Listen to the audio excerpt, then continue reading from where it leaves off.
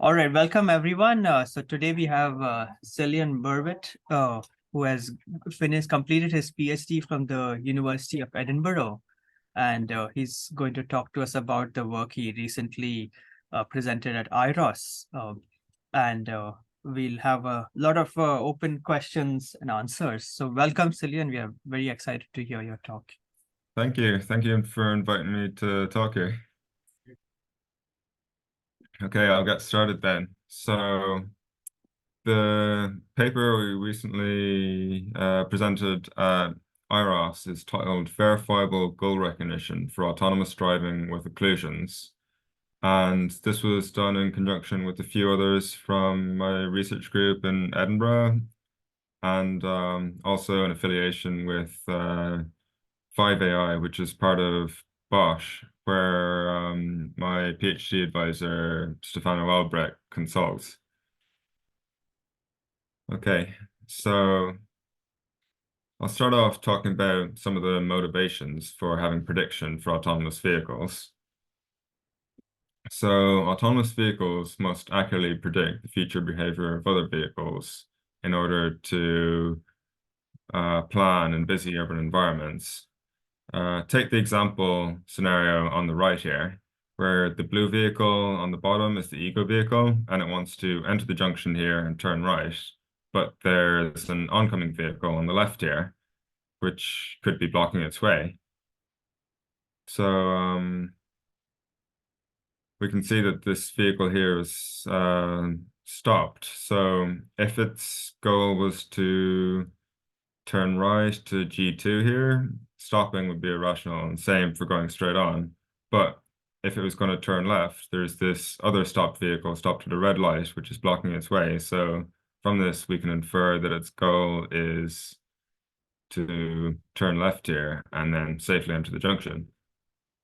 So as I've just explained here, one way of doing prediction is through goal recognition, where we first infer the long-term goals of vehicles, such as which turning it's going to take at a junction, and based on that, predict its future trajectory.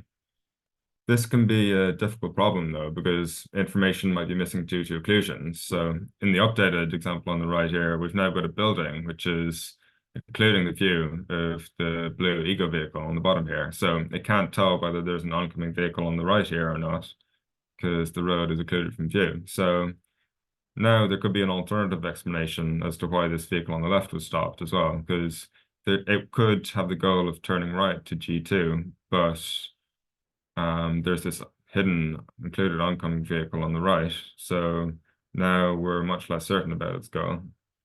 So, Cillian, just a quick question now. So which is there a sense of an ego vehicle here, or you're just Yeah. The blue vehicle on the bottom here is the ego vehicle. Okay. So you can see the red region there is the region which is occluded from its point of view by the building.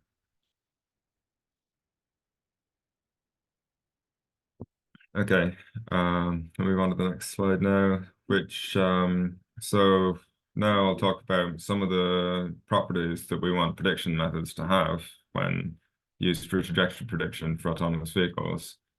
They need to be fast so that they can run in real time. Generally, we want them to have less than 100 milliseconds latency or run at 10 hertz or faster. And they need to be accurate so that they're useful in downstream tasks like planning. And it's also quite important for methods to be interpretable by humans. And by this, we mean when a model makes a prediction, we can understand exactly why it made that prediction, rather than in contrast to black box models like neural networks. So this can improve user trust and also improve debuggability. So when something goes wrong, we can figure out why much more easily. And autonomous driving is a safety critical problem, so it's very useful if methods are verifiable. And by this, we mean you can formally prove that certain statements made about the model will always hold true, and it will always, under all conditions, obey certain constraints. And it's also important for methods to be generalizable, so that they can apply to previously unseen scenarios that haven't been seen during training, as there's almost unlimited possible scenarios that could happen while you're driving. So it's important to be able to generalize. And handling occlusions is also very important, since in busy urban environments, there's many occluding obstacles which can hide things from the ego vehicle's point of view.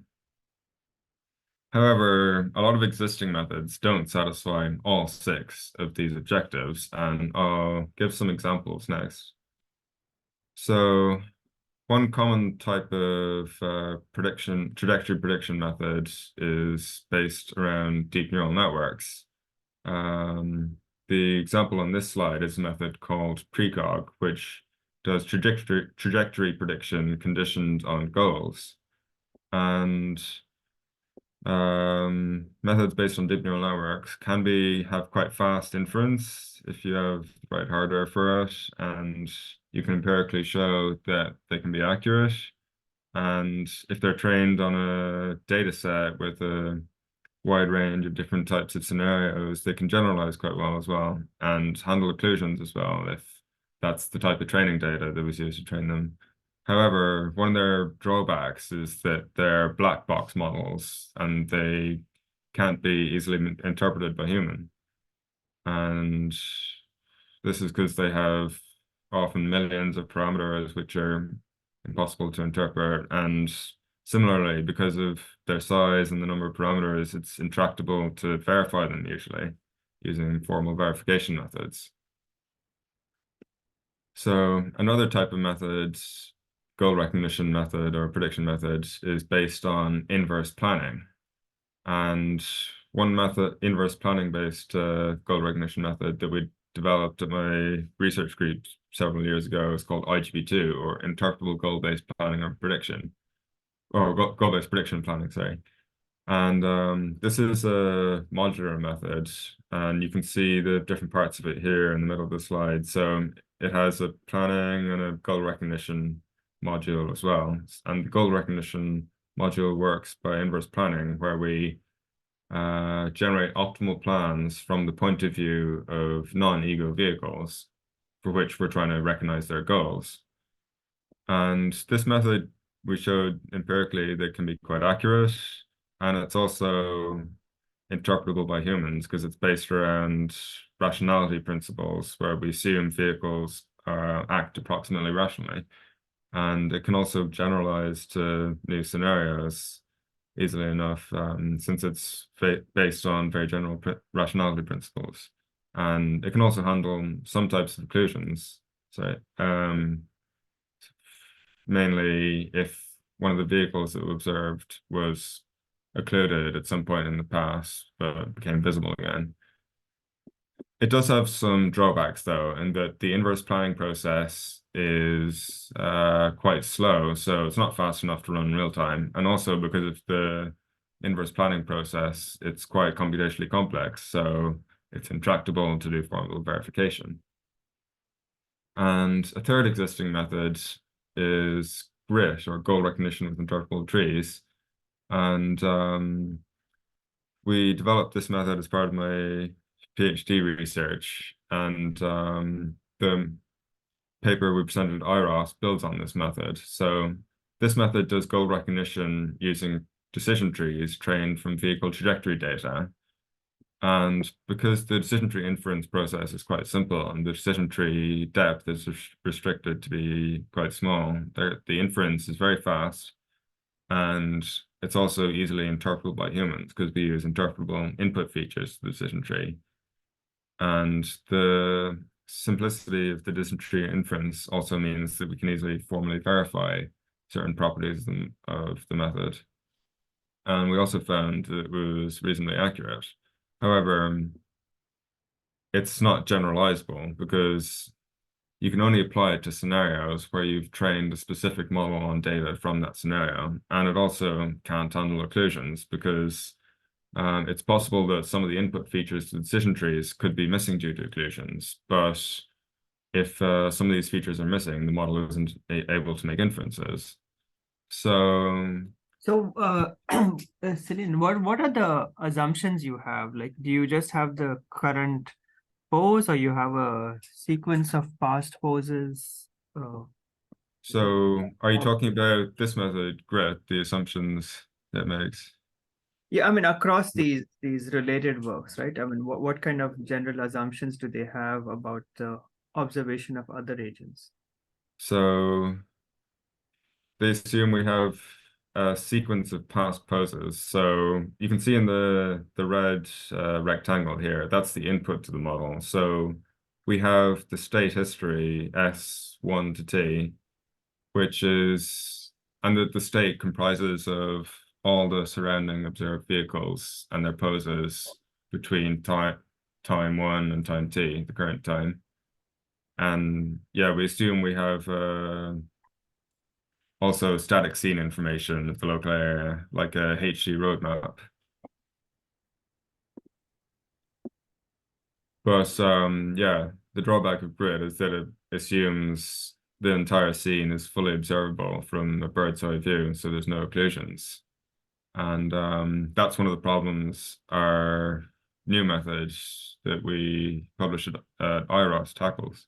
So And what about the previous work from your group, the previous slide? this IGB2, Yeah, the inverse one. yeah, this method has similar assumptions. So well, uh, apart from well, it has slightly relaxed assumptions compared to GRIT on the next slide because it does handle some types of occlusions. Like if a vehicle was observed but then became occluded for a while and then became visible again, it can handle that type of occlusion, and it uses the same inverse planning process to do that because it takes the last observed position of a vehicle before it was occluded and then after it's occluded, and then fills in the gap using an optimal planner to plan from that vehicle's point of view and find a path between during the time that it was occluded. Mhm. So you have a bird's eye view of all the visible agents and their and the vehicles within their observations. Um, well, this method doesn't necessarily assume that. It could be not necessarily a bird's eye view, but it has the pose. It assumes the pose of surrounding vehicles when they're not occluded is known. So we're assuming there's a separate perception module which does this and works out the pose of surrounding vehicles already. And this method just does prediction and planning, assuming the perception is already done. Okay. So here are the methods I talked about so far, comparing them across these 6 properties that we want prediction methods to have, of being fast, accurate, interpretable, verifiable, generalizable, and handling occlusions. And none of them satisfy all 6 of these properties, but our new method called OGRIT does satisfy all 6. And here's an overview of OGRIT, or goal recognition with interpretable trees under occlusion. And this method builds on GRIT to achieve a new method which can generalize to new unseen scenarios and also handle certain types of occlusions. So here's the inference process of OGRIT. So as input, we take observations of nearby vehicles and the static scene, such as the HD roadmap. And for each observed vehicle, we generate a set of possible goals automatically. And then for each generated goal for each observed vehicle, we extract a set of base features, which are interpretable, and they give us information about the vehicle and its goal. We also uh, extract the set of regions that are occluded from the point of view of the ego vehicle in the local area. And based on these, extract a set of indicator features, which tell us when certain base features have missing values due to occlusions. And all of these features are input to decision trees, which output likelihoods for each of the goals. And then we calculate a Bayesian posterior probability distribution over goals based on these likelihoods. So the output of the model is a probability distribution over possible goals. So I'll talk you through each of those modules now in a bit more detail. So this is how the goal generation works. So for each vehicle we observe, we generate automatically a set of possible goals by doing a tree search over the lane graph from the vehicle's current position until possible goal locations are reached. And there's an example on the right here for the green vehicle. We've generated two possible goals at this junction, one to turn left and one to go straight on. So these are the red dots here, G1 and G2. And we do this by assuming a set of predefined goal types. So these goal types include entering left or right junction, exiting left or right junction, and enter versus exit is to do with the priority of the roads. And also going straight on a junction, crossing a crossroads, and exiting a roundabout. And these are the base features that we extract for vehicles based on their observed trajectories and surrounding vehicles. So these include things like features relating to the vehicle itself, like the speed and acceleration, also relating to the vehicle's goal. So what's the path to goal length, and is the vehicle in the correct lane for that goal? And also some features relating to surrounding vehicles, like distance and speed of the vehicle in front, and distance and speed of an oncoming vehicle. And also features relating to the local road layout, like at a roundabout, is there a slip road for a certain exit? The junction heading change for a certain junction, and the exit number at a roundabout, by which we mean is it the first exit, second exit, or so on for a vehicle? How many exits are there between the point where a vehicle enters the roundabout or exits the roundabout? And here's an example of some feature values for the vehicle in the center on the left here, and how they change over time. And as input to a decision tree at a certain time, we only take the feature values at that instant. However, some of the features can depend on observations over time. So we still have a time element there. Like, for example, what was vehicles changing heading over the previous second? And next we have the occluded region detection. So from the point of the ego vehicle, which in this diagram is given by the yellow vehicle, we detect a set of regions that are occluded from its point of view, which are given by the blue regions in the example. So there could be different types of obstacles, like buildings on the top left and bottom left here, and then other vehicles can also be including obstacles, which are given by the blue and white rectangles here. And the way we do occluded region detection is using a top-down bird's eye view 2D representation of the scene. And then we geometrically calculate which regions are occluded point of view.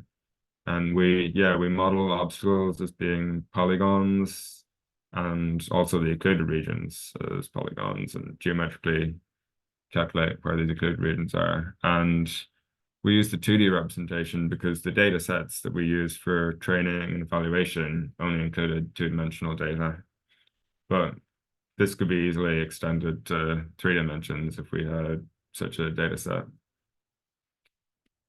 And next, I'll talk about the decision trees. What sort of data sets are you using? What sort of training data do you have? Does your training data, have vehicles that are, going through the different possible choices on the roads in proportion, to what you want?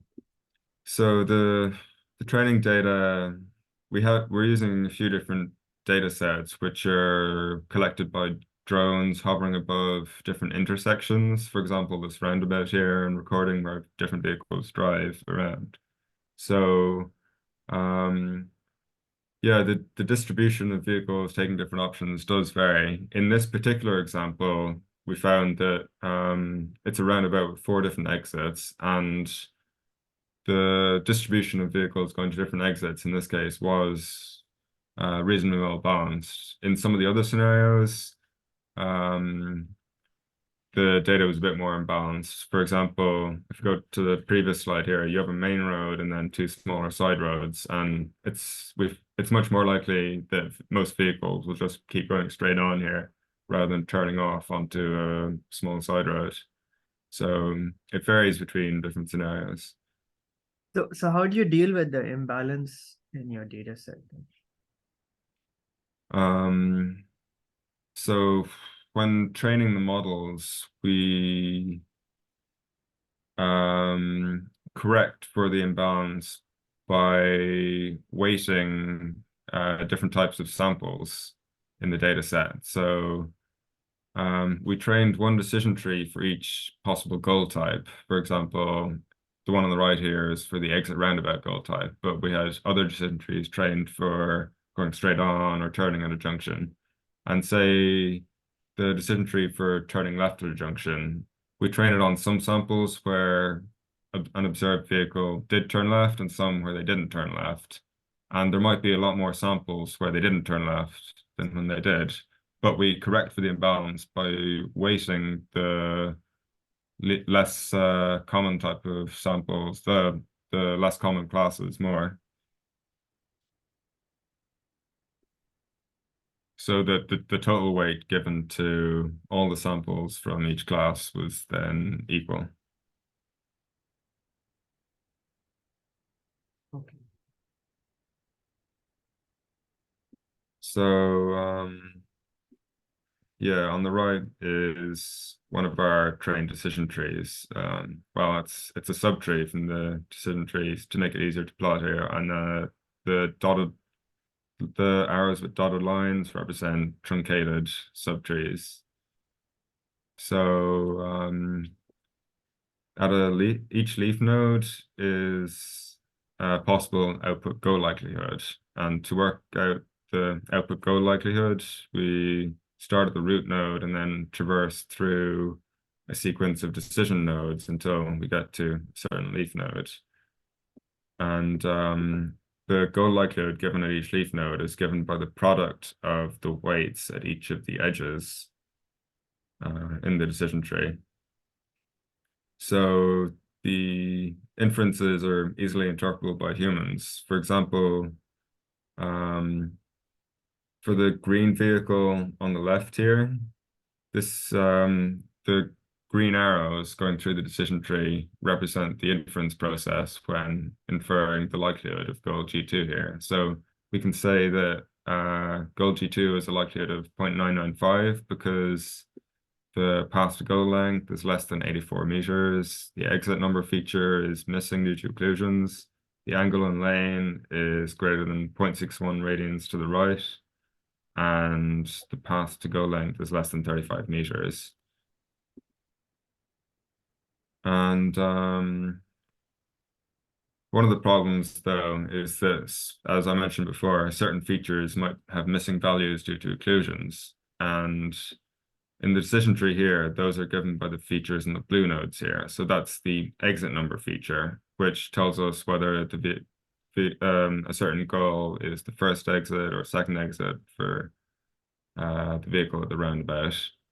And the reason this might be missing is if the vehicle was occluded from the ego vehicle's point of view while it entered the roundabout, then we don't know how many exits it needs to go past to reach a certain exit. So to handle this, we have indicator features, such as the exit number missing feature in the red node here. And the indicator features have a value of true if the relevant base feature does have a missing value due to occlusions, and false otherwise. And when training the decision tree, we only add potentially missing features, such as the blue nodes here, to the subtrees of the decision tree where we know from the indicator feature that it won't have a missing value. So in this case, you have to build this tree for every intersection, roundabout, or turning position. No, we build or train a decision tree for each possible goal type, but you could encounter that same goal type in a new scenario which had a roundabout, but say a different number of exits. So this tree can be reused in new scenarios where you have a roundabout exit. And similarly, for our straight on decision tree, any scenario where you could go straight on a junction, it can be applied to that new scenario. Okay, but then as the vehicle is progressing, it might, your the probability that it switches from one, the next exit, maybe it's continuing to go ahead. Then it will switch from, say one, exit to the next one then, right? So because once you are passing this goal two, or then you have a much higher uh, probability that it is going to G3 or G0. But early, if we back it up to just when it is entering the roundabout, you would have less information. But then at some point it is at the boundary of, two, like the probability on one set of leaves along one branch of the decision tree could be just as high as, so you have kind of increasing and decreasing ambiguity. Yeah, we do at each time step, say 10 times per second, we rerun this. So we make another inference through the decision tree, and we're constantly making new inferences so that the output go likelihood gets updated over time as we get more observations and so on. All right. Yeah, I have a video a bit later on in the presentation where you can see it running in real time and how the predictions evolve over time. Okay. Okay, so to train the decision trees, we're using a novel decision tree training algorithm, which is quite similar to existing methods such as CART, but with one or two changes. So similar to methods like CART, we train the decision tree iteratively, greedily from the top down, starting at the root node, and then greedily adding new decision nodes, which minimize an impurity measure, which in our case is entropy. So, however, to handle the indicator features, we made a change where instead of always adding one node at a time, we do a one level look ahead when we're considering adding an indicator feature. And this is because often the indicator feature itself won't actually reduce impurity, but the potentially missing feature, which you can add only after adding the indicator feature, does lead to a reduction in impurity and loss and improve the accuracy of the model. So on the equation on the middle here, when considering adding an indicator feature, we look at the change in impurity from both the indicator feature itself and also adding a child node with the potentially missing feature, which is the one with the blue node here on the right. And we also have this lambda penalty term, which is to penalize the extra complexity of adding two nodes to the decision tree at once, rather than just one node at a time.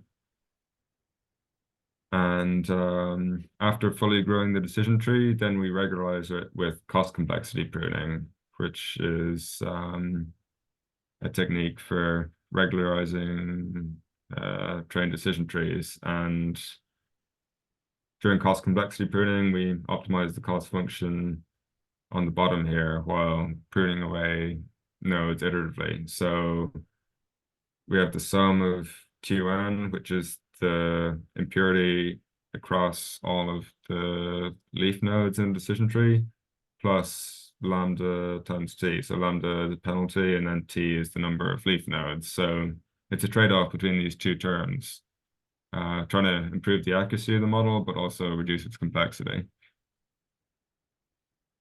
So one of the big advantages of OGRIT as well over other models, as mentioned before, is that we can do model verification. And by this, we mean we can formally verify that a certain statement made about the model using propositional logic will hold true under all conditions. And we do this by first representing the model using propositional logic, which we do using the equations on the right here. And then we can verify that a proposition phi will always hold true by proving that its negation is unsatisfiable. And we do this using the Z3 theorem prover, which is an SMT solver. And even if verification fails, the solver will generate a counterexample, which can teach us more about our model. So, for example, here, this is the sort of thing that we can verify. So this is the statement: if a vehicle is in the correct lane for a goal, then that goal should have the same or higher likelihood than if the vehicle is not in the correct lane, if all of the features remain unchanged. And we represent this by the equation below there, where x is a feature value. And then we have two cases, T1 and T2. So x G lane is the feature that says it's the vehicle in the correct lane or not. And then the second term here tells us that all other features remain unchanged between T1 and T2. So they're equal at T1 and T2. And then this implies the term on the right here, which just says the likelihood for case T1 should be greater than or equal to case T2. So we also did verification for an example or a case relating to occlusions. So the statement in this case is, if the oncoming vehicle missing indicator feature is true, then the entropy of the goal distribution should be greater than or equal to the case where the oncoming vehicle missing indicator feature is false, all other features being equal. And you'd expect this to be true because if a feature is missing, then the model should be more uncertain in its predictions and therefore have a higher entropy in the goal probability distribution than if the feature isn't missing. And we ran verification for the statement and successfully verified that this will always hold true for our trained models. And here's another. Just want to pause here. So do you guys have any questions regarding mapping of the decision tree probabilities to the SMT solver input? Any question?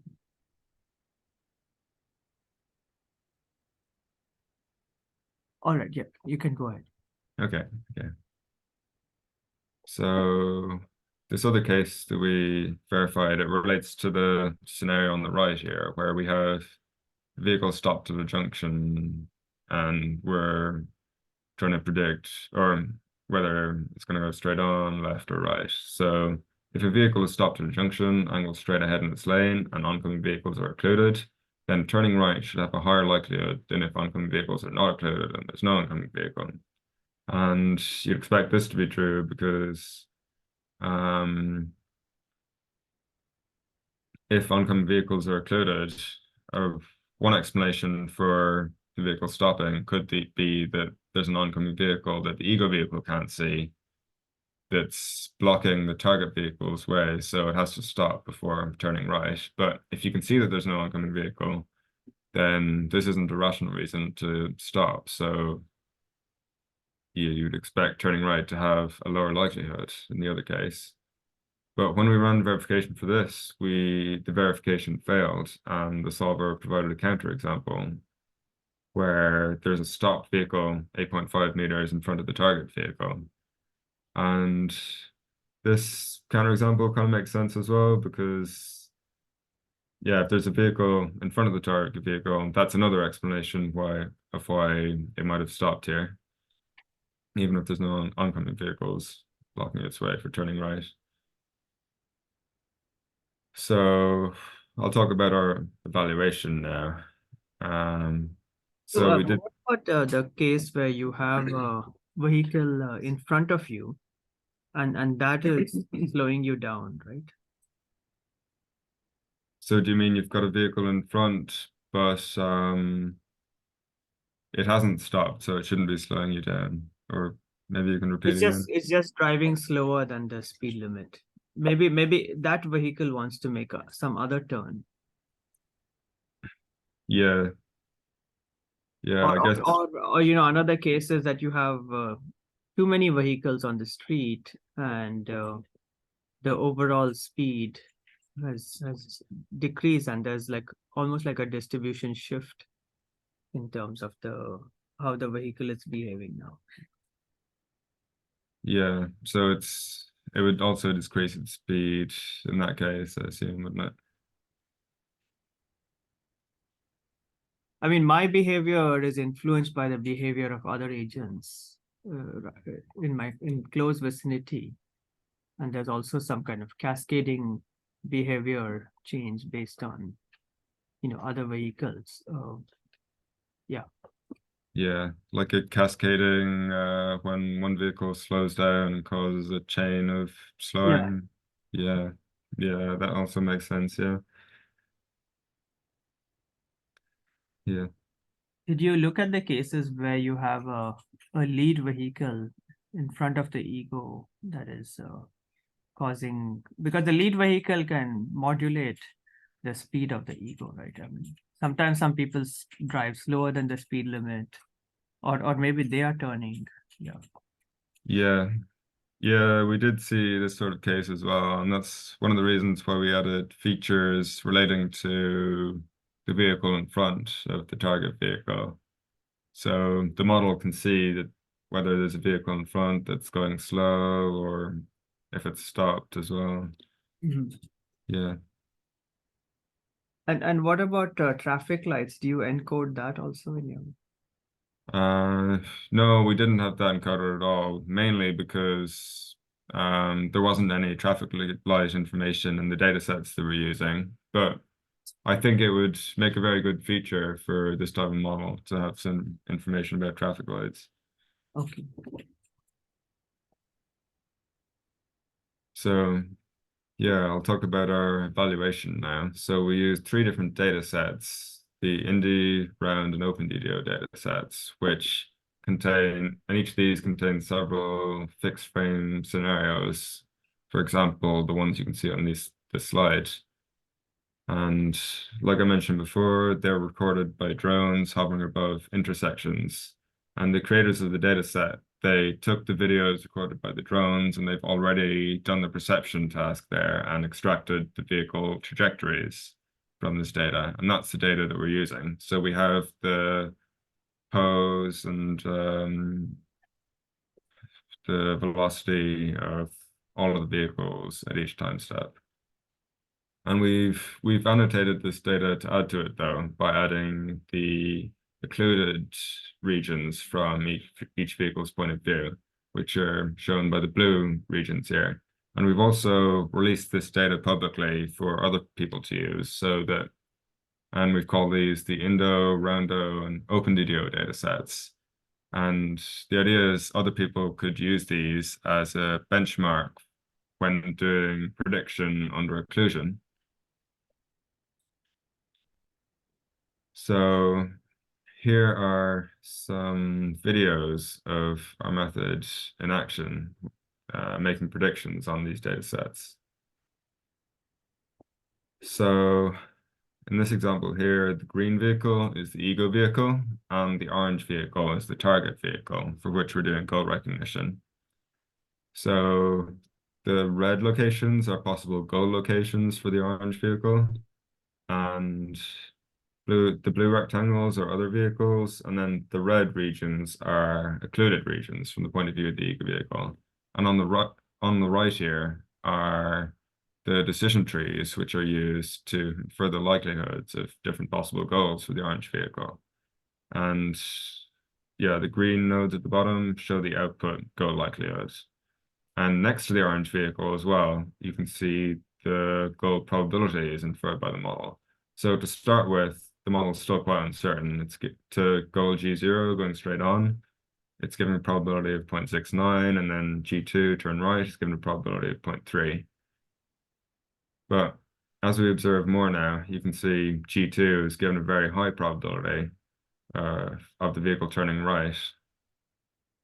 And by looking at the decision trees on the right, you can see straight on goal is given a very low likelihood, mainly because of the low speed of the vehicle, because it's turning right, so it's slowed down. And as we go a bit further on here, you can see that,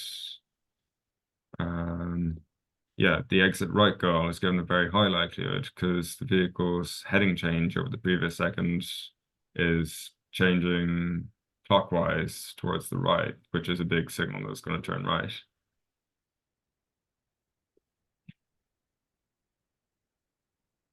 Okay, go to the next video here. So this one is a roundabout scenario where we've got 4 potential exits for the vehicle to take. So goal G0, which is the first exit here, is given a low probability because there's an alternative slip road that the vehicle could have taken if it was going to take that exit. So yeah, it's given a low probability. And similarly, goal G3 is given a very low probability already because it's the same exit from which the vehicle's entering, which is also quite unlikely for it to take. And the other 2 goals, G1 and G2, have more or less similar probability. So as we observe the vehicle driving around the roundabout, it's now occluded from the point of view of the ego vehicle here. And now that it's past goal G1 without taking that exit, G2 here, which is the exit closest to it now, is given the highest probability. And as you can see, it takes that exit. So here's a similar example, except now the vehicle is occluded from the point of view of the ego vehicle when the ego vehicle got to the roundabout. So it will come into view of the ego vehicle here. And as it gets close to goal G2 here, I'll just rewind a bit there.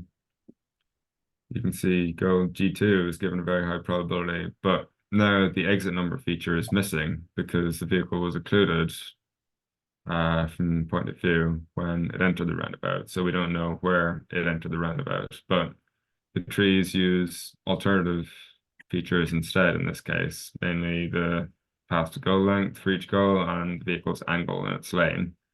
And because of this, it's still able to infer that goal G2 is the vehicle's goal. And finally, we have one more scenario here. So the ego vehicle wants to enter the junction here, but it's waiting for this oncoming orange vehicle. And because of its heading change here, it started turning to the right. The model can infer that goal G0 is its goal. Okay, I'll move on from that then.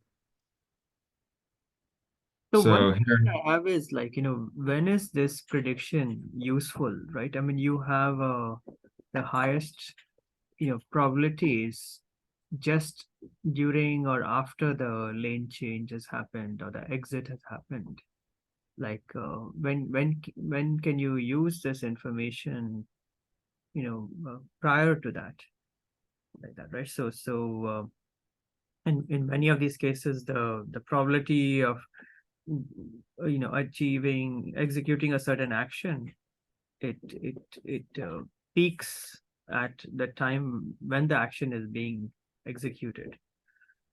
But prior to that, in terms of a prediction, how much of a 1 second, 2 second, what kind of window do you have to say that with a certain confidence that this vehicle is going to do this action? so yeah, in these examples, generally a window of several seconds at most. And it is often even before the action has started, you can still get some prediction that's useful. Like in the first example I had here, the ego vehicle was waiting to enter a junction, but you had the oncoming vehicle. And even before it had started turning out of the way, because it was slowing down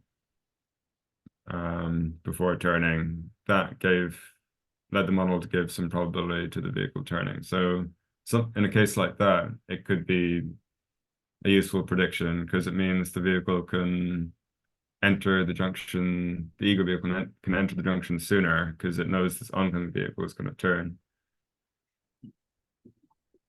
So in many cases, the high risk situations are when you have like some kind of out of distribution behavior, that a vehicle is driving fast and then suddenly makes a turn, or slams on the brakes, or the vehicle was going to make a turn and then it just zooms away straight. They change their mind or whatever, right? So I'm just saying, Yeah. those are the high risk scenarios. How well would this work in those cases?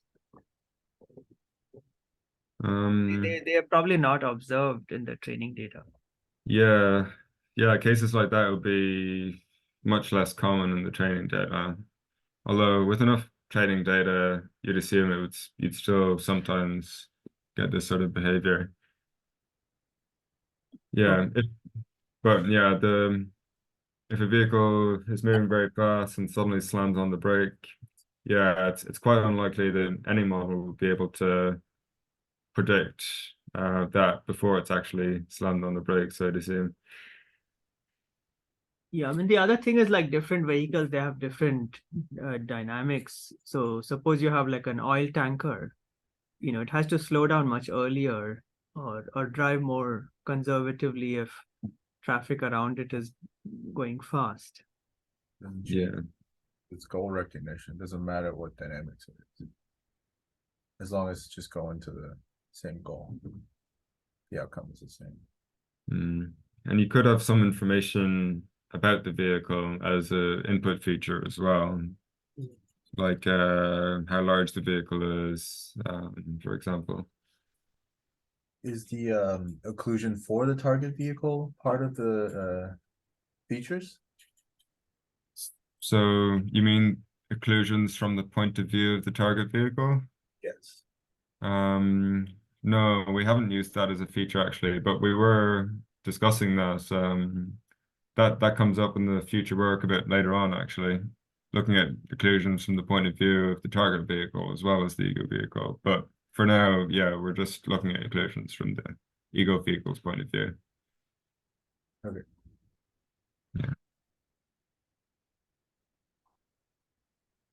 Maybe one question, quick question about the annotation of the occluded areas. I'm familiar with the data sets, and I don't remember there being height in the included, but you also had like occlusions modeled based on the environment and not only on obstacles. Did you do this based on guesses, or was there actually height data in the data set? So with the obstacles, there wasn't height data in the data set.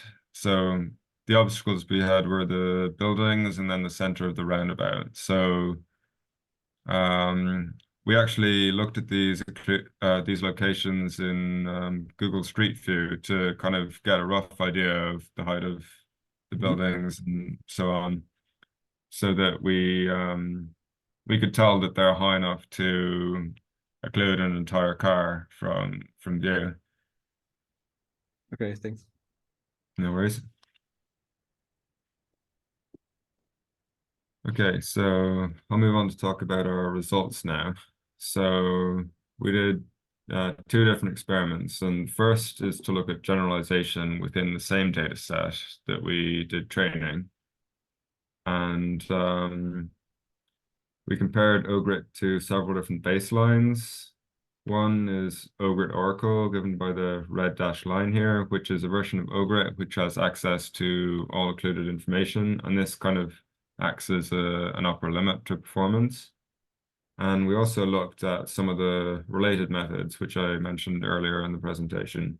So we have GRIT, which is the previous decision tree-based method, an LSTM neural network, which takes vehicle trajectories as input and outputs a goal likelihood, and IGV2, the inverse planning-based goal recognition method. And each of the plots here corresponds to one fixed scenario from the inDO or round dataset. And on the x-axis is the fraction of each vehicle's trajectory that has been completed so far. On the y-axis is the probability assigned to the ground truth goal. And as you can see here, as you'd expect, the lines generally go up over time. Accuracy goes up as we observe more of each vehicle's trajectory. And OGRIT does, in the first three cases, it does quite well and has similar performance to the LSTM neural network. Although in the last scenario here, Neuweiler, OGRIT is slightly outperformed by the LSTM, which could be because the LSTM is a much bigger model with more parameters, so it can represent more complicated functions. But it has the downside of not being interpretable or verifiable, which are quite important properties for an autonomous driving method to have in practice. So OGRIT has the advantage in those areas. And as you might expect, GRIT doesn't do so well here, and neither does IGB2, the inverse planning-based method. And this could be because IGB2 assumes vehicles only use maneuvers from predefined maneuver library, which might not encompass all the behaviors of real vehicles. And we also looked at cross dataset generalization, where we trained on 7 roundabout scenarios from OpenDDO and then evaluated on the Neuweiler scenario from the round dataset. And on the right here are the results, and they're quite similar to the previous slide. So OGRIT outperforms IGP2, but slightly outperformed by the LSTM. However, as I mentioned before, OGRIT is interpretable and verifiable, which are big advantages to have. So here's the inference time of all the methods, because we care about it being fast and running in real time. So LSTM, OGRIT, and GRIT are all quite fast, under 26 milliseconds at most, so they can all run in real time. But IGB2 is quite slow here. It takes over a second to make a single inference for a single vehicle. So that one's a bit slow, can't really run in real time. But as you can see here, OGRIT only takes 26 milliseconds to make an inference, so it can easily run in real time. Now I'll talk about some of the limitations of our method. So we have a fixed set of goal types that are predefined, and the ground truth goal in all cases might not be included in this set. For example, a vehicle might have the goal of parking at the side of the road. And as we talked about before, we only look at occlusions from the ego vehicle's point of view. And we also assume we have a reliable separate perception module, whereas real perception might have sensor noise or inaccuracies. So we could tackle some of these problems with future work though. One area of future work we could look at is integrating OGRIT into a larger planning and prediction system. And we could use a modular system similar to that used by IGB2. We could even use the same system and just take out the goal recognition module and replace it with OGRIT.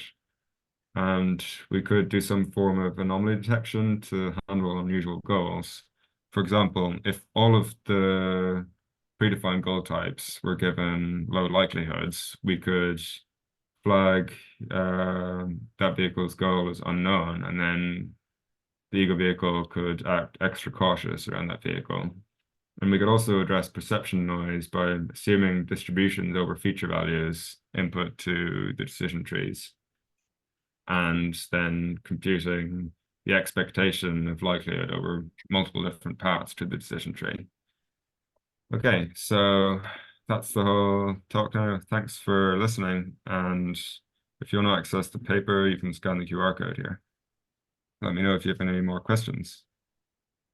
Well, let's give Cillian a hand. Thank you. Great, very interesting talk. So questions, more questions. You had the LSTM there in the evaluation. So nowadays transformers are like the big thing. Have you ever tried it out with a transformer and see how that goes? I can assume it's a bit slower maybe, but maybe even more precise. Have you ever... Yeah, yeah, we did talk about trying that actually, but yeah, we haven't tried a transformer. Yeah, it'd be interesting to see how well a transformer performed in a similar goal recognition setting. I had thought that one of the biggest advantages of transformers is that they can scale much better for very large data sets than LSTMs. So maybe for very large data sets, it would help a lot if training a LSTM was too slow.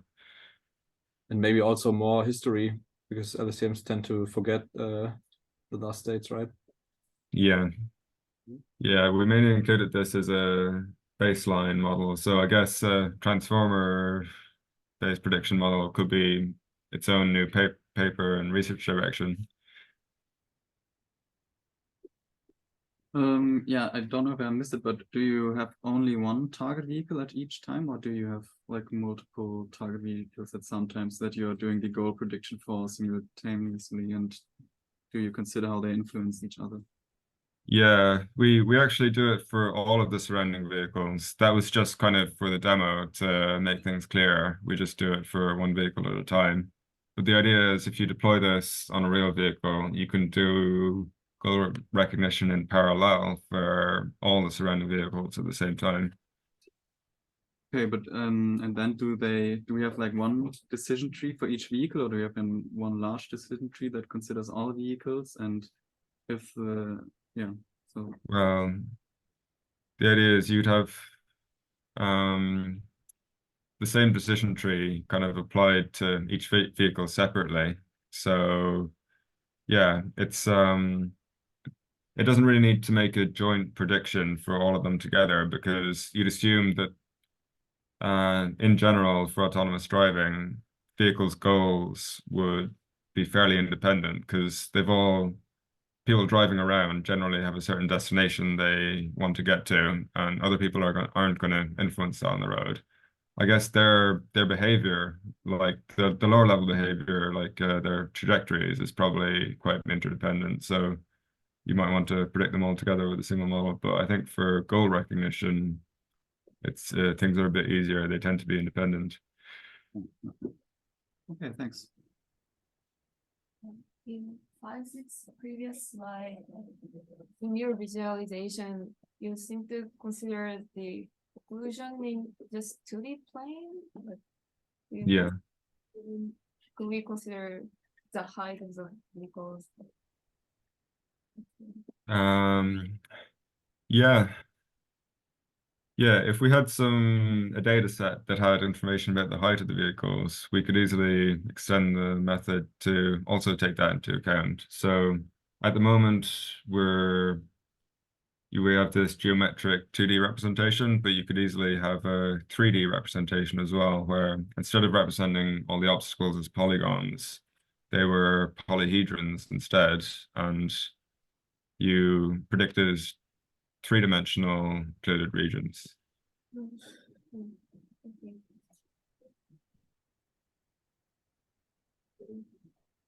There's no junctions in base. Yeah, but how could it be adapted to this? Like, what would be the goals that you're recognizing in racing? I mean, identifying where the opponent is heading, right, in terms of Well, position on the plane. right, that means you'll have to enumerate all the decision trees, one for each discrete. And you can things you're explain your predicting. problem. Let's brainstorm a little. I'm not sure. So yeah, the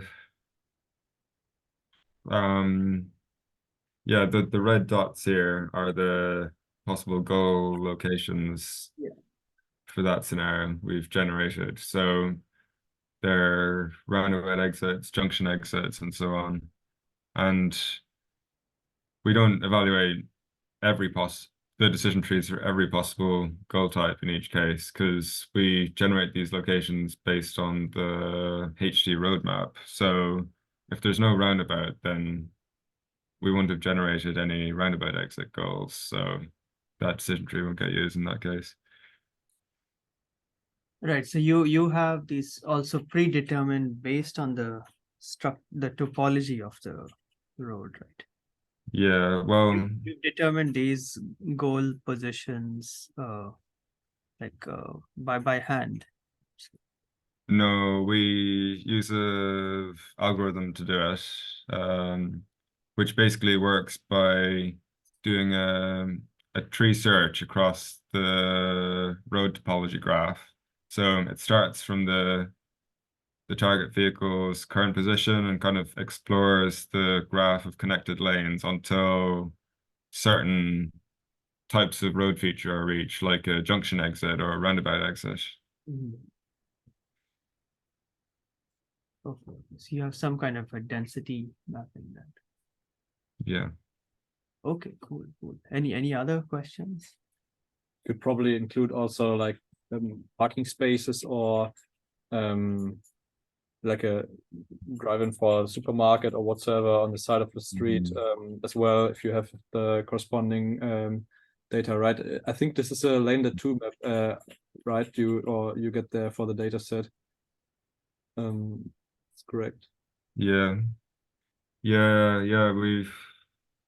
this is one of the problems we were thinking of, that I think the method is kind of designed to handle the sort of ordinary majority types of goals, which come very frequently. And then the idea is you could have some kind of fallback anomaly system where if the goal doesn't fall into one of those categories, the vehicle falls back to more cautious behavior.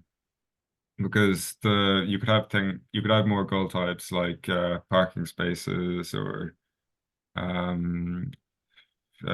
building entrances and so on, but the long tail of possible goals could just include almost anything. So it becomes kind of impractical to include all of them with this method.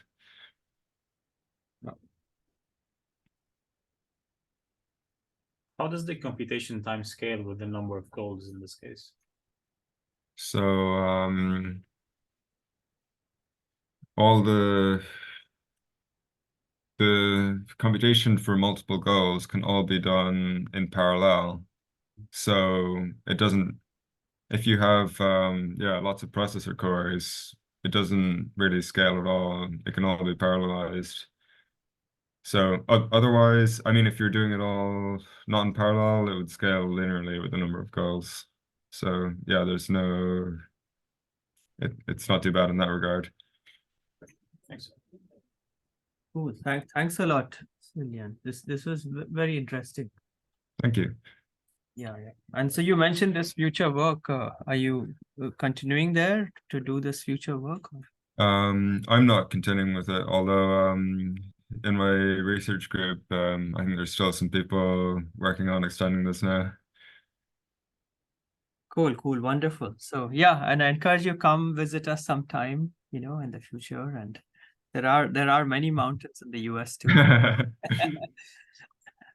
Cool. Very interesting talk. Thank you so much. No, thank you for inviting me to give the talk.